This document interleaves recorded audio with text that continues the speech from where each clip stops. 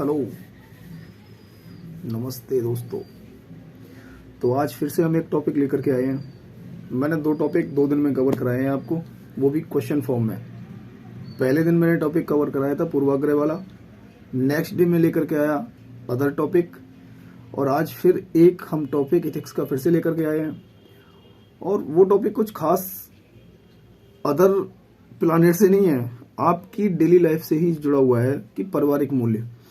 Question ये कह रहा है, पहले क्वेश्चन सुन लेते हैं ना, उसके बाद आंसर फॉर्मेट पा जाएंगे।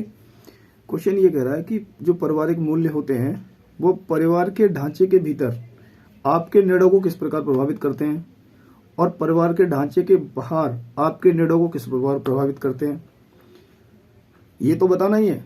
और क्या आप इस बात से सहमत हैं कि वो प्रभावित भी करते हैं? उदाहरण सही समझाइए इसे। क्वेश्चन ये है।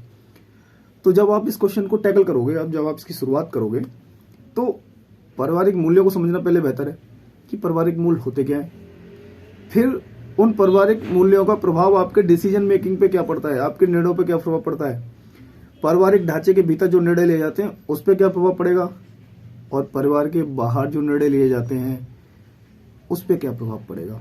तो जब हम समझेंगे कि पारिवारिक मूल्य क्या है, सबसे पहले उससे पहले मूल्य समझ लीजिए, क्योंकि मूल्य तो फिर सामाजिक मूल्य भी हो सकते हैं, धार्मिक मूल्य भी हो सकते हैं, राजनीतिक मूल्य भी हो सकते हैं। हम एक पर्टिकुलर टॉपिक उठाया, पारिवारिक मूल्य। मूल्य जैसे होते हैं ईमानदारी, सत्यनिष्ठा, कर्तव्यपरायणता, आज्ञाकारिता, ये सब मूल्य ही तो हैं। लेकिन परिवार के मूल्य अलग हैं, इनसे डिफरेंट होकर के परिवार के मूल्य हैं। तो जब हम पारिवारिक मूल्यों की बात करते हैं तो ये कुछ नैतिक और नीतिपरक सिद्धांतों से इसका संबंध है ना, जो एक पीढ़ी से दूसरी पीढ़ी की तरफ हस्तांतरित होते हैं, है ना। इन पारिवारिक मूल्यों, ये पारिवारिक जो मूल्य होते हैं, इन्हीं से हमें जीवन को देखने का नजरिया, संसार को आप किस तरीके से देखते हैं, जीवन शैली आपकी कैसी होती है, इन सब पर फर्क पड़ता है आपके पारिवारिक मूल्यों का। इतना आप इंट्रो में इसको दे सकते हो। लेकिन आगे बढ़ते हैं हम पार्ट में कि परिवार के ढांचे के भीतर जो निर्णय लिए जाते हैं उस पर पारिवारिक मूल्यों का क्या प्रभाव पड़ता है, इस पे आते हैं हम, है ना। सबसे पहला पॉइंट, यदि वो परिवार पितृसत्तात्मक हुआ तो उसमें कैसे मूल्य जनरेट होंगे। वहां जिम्मेदारी, स्वतंत्रता, पुरुषों का सम्मान, इस टाइप के मूल्य होंगे। दूसरे पॉइंट पे महिलाओं से ये अपेक्षा की जाएगी उनका स्वभाव विनम्र हो, कड़ा हो, सेवा की भावना हो। यदि वो परिवार पितृसत्तात्मक है तो इस टाइप के पारिवारिक मूल्य उसमें होंगे। दूसरे पॉइंट पर अगर आप आ जाते हो, उनकी जीवन शैली। अगर कोई बच्चा ऐसी फैमिली में पैदा हुआ है तो उसकी जीवन शैली पर प्रभाव कैसे पड़ेगा। अगर वो शाकाहारी फैमिली हुई है तो संभावना ये है कि वो बच्चा भी शाकाहारी बने, है ना। और जहां मांस खाते हो, मतलब मांसाहारी हो, मतलब सर्वाहारी होते हैं वैसे वो, लेकिन अगर वो मांस खाते हो उस फैमिली में तो हो सकता है कि वो भी मांस खाना सीख जाए। तो ये जीवन शैली पर फर्क पड़ रहा है पारिवारिक मूल्यों का। और इसकी नेक्स्ट बात हम क्या कह सकते हैं, पर्टिकुलर देखो, आपका कैरियर होता है, आपके विवाह होता है, तो ये हो सकता है कि उस घर में ये हो कि सारे लोग टीचर हों तो वो बच्चों को फिर आगे कहें कि ये भी टीचर बनेगा, डॉक्टर होगा, जज का बेटा जज बनेगा, डॉक्टर का बेटा डॉक्टर बनेगा। क्यों? ये पारिवारिक मूल्य उस पर इम्पैक्ट डाल रहे हैं।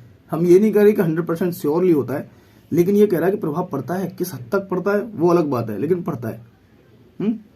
तो अब आगे हम पारिवारिक ढांचे के बाहर जो निर्णय लिए जाते हैं उस पर पारिवारिक मूल्यों का क्या प्रभाव पड़ता है, इसे समझ लीजिए आप।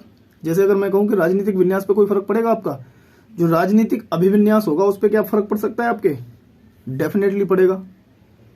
कि आप कैसी विचारधारा को फॉलो करते हो, आपकी फैमिली में कौन सी विचारधारा अपनाई जाती है।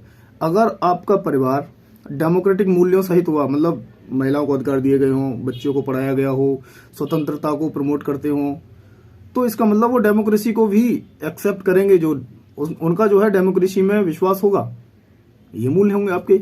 सेकंड, राजनीति से हटकर के आप सामाजिक मूल्य पे आ जाओ कि सामाजिक समस्याएं, उनके प्रति पारिवारिक मूल्यों का बड़ा प्रभाव पड़ता है कि तुम सामाजिक समस्याओं को किस तरीके से देखोगे।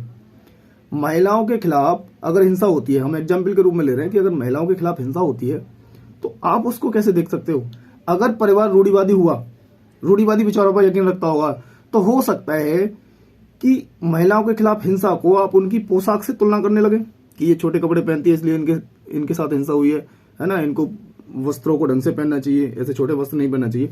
तो हो सकता है अगर रूढ़िवादी फैमिली है तो इस टाइप का, वो कहते हैं ना स्टीरियोटाइप, जो सोच बन जाना, पारिवारिक मूल्यों का ही ये फर्क है। और अगर मजबूत पारिवारिक मूल्य अगर आपको मिले हैं तो ये संभावना बनती है कि आपको जो कहते हैं ना मोबिलाइज करना, आपके दिमाग का माइंड वॉश करना, वो उतना आसान नहीं होगा आपको करना अगर आपको पारिवारिक मूल्यों में ही वो मजबूती मिली हुई है चीज़ों को। तो इस प्रकार से आप देखते हो कि उसे आप कंक्लूड कर सकते हो बाद में कि सिर्फ पारिवारिक मूल्य ही डिसाइड नहीं करते हमारे निर्णयों को, मतलब हमारे निर्णयों को प्रभावित नहीं करते, उनके अलावा बहुत सारी चीज़ें होती है। जैसे अगर आप देख सकते हो हमारी लाइफ में सामाजिकरण का बहुत बड़ा रोल होता है शिक्षकों का। हम शिक्षकों से प्रभावित होते हैं तो वो हमारे अंदर कैसे मूल्य विकसित करेंगे, हमारी विचारधारा कैसे बनेगी किसी के प्रति, सोसाइटी को देखने की, हमारे डिसीजन उसी अकॉर्डिंग होंगे, है ना। फिल्मों का हमारी मानसिकता पर, हमारे निर्णयों पर बहुत बड़ा प्रभाव पड़ता है। बाकी तुम हिस्ट्री में जा सकते हो और आप देख सकते हो कि सती प्रथा, अस्पृश्यता, इन सब पे कैसे सोचते हैं हम, हमारा परिवार कैसे सोचता है। अगर हमारा परिवार भी थोड़ा सा जातिवादी टाइप का हुआ तो फिर जो अस्पृश्यता है हो सकता है कि हम उसको मान के चलें, है ना, अछूतपन जो है उसे मान के चलें। तो कंक्लूड लास्ट में यही हो जाएगा, दैट्स इट। पारिवारिक मूल्यों का पारिवारिक ढांचे के भीतर, पारिवारिक ढांचे के बाहर आपके निर्णयों को किस तरीके से प्रभावित किया जाता है, ये आपने विद एग्जाम्पल समझा दिया। बस इतना ही है, 6.5 मिनट में और क्या चाहिए यार, बहुत है। ओके।